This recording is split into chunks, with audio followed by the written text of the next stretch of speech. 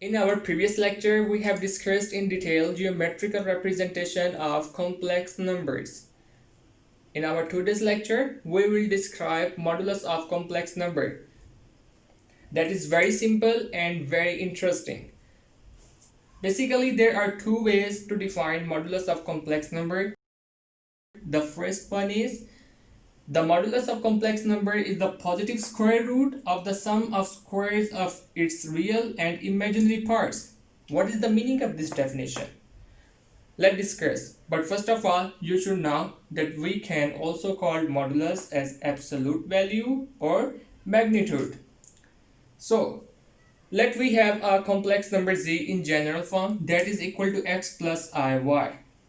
Now the question is how we can represent a modulus of complex number. So the answer is we just need to put lines on the left side and right side of this letter z like this. We can represent modulus of complex number like this. This is the representation of modulus of complex number. Okay.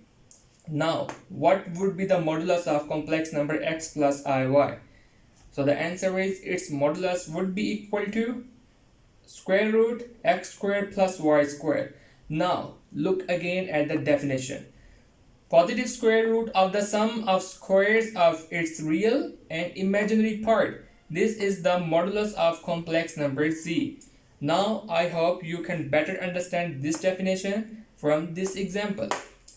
Now we can also define modulus of complex number in a geometric form. Let's discuss modulus of complex number in a geometric form. For this purpose, first of all, let we have a complex plane. In my previous lecture, I have told you about complex plane in detail. Let's have a quick look on complex plane. Basically, complex plane has two axes. One is the x-axis and one is the y-axis. X-axis is called real axis and y-axis is called imaginary axis. Along real axis we can draw real parts of complex number, and along y-axis or imaginary axis we can draw imaginary part of complex number. And this is the first quadrant in which both x and y is positive. This is the second one in which x is negative and y is positive. This is the third quadrant in which x is negative and y is also negative. And this one is the fourth quadrant in which x is positive and y is negative. So this is about complex plane. Now let we have a complex number in general form again, z, that is equal to x plus iy. And let's suppose this point, this complex number is drawn on complex plane somewhere here. Call this point A. Now x and y both are the coordinates of A, and this is the complex number x plus iy. Okay, this is the distance of x from origin and this is the distance of y from the point. Now we can define modulus of complex number by using complex plane in our words. The distance from the origin to the point representing the number means the distance from the origin to the point representing the number is called modulus of complex number. This distance between origin and the point is called the modulus of complex number. So this is the way we can define modulus of complex number in a geometric form.